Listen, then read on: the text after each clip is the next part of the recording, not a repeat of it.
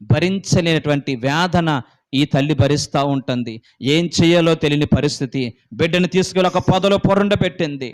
ఆ బిడ్డ ఎదురుగుండా కూర్చుని ఏడ్చినట్లుగా రాయబడలేదు, ఎలుగెత్తి ఏడ్చిందండి. ఎలుగెత్తి ఏడ్చింది. నా రాత ఎందుకు ఇలా అయింది, నా బ్రతుకెందుకు ఇలా అయింది, ఇప్పుడు నా కొడుకు చావుని నా కళ్ళారా చూసేటువంటి దుస్థితి నాకెందుకు వచ్చిందని చెప్పి గుండెలు బాదుకుంటూ ఏడుస్తున్నటువంటి ఆ హాగర్ని దేవుడు విడిచిపెట్టలేదు.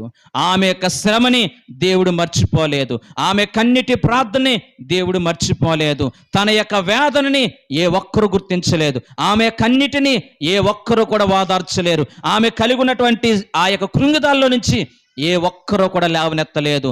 అందరూ హృదయాలు ఎరిగిన దేవుడు, అందరి పరిస్థితిని ఎరిగిన దేవుడు, అందరి స్థితిగతులు ఎరిగినటువంటి గొప్ప దేవుడైనటువంటి దేవాతి దేవుడు ఆమె యొక్క స్వరం, ఆమె యొక్క కన్నిటి ప్రార్థన ఆలకించినట్లుగా బైబిల్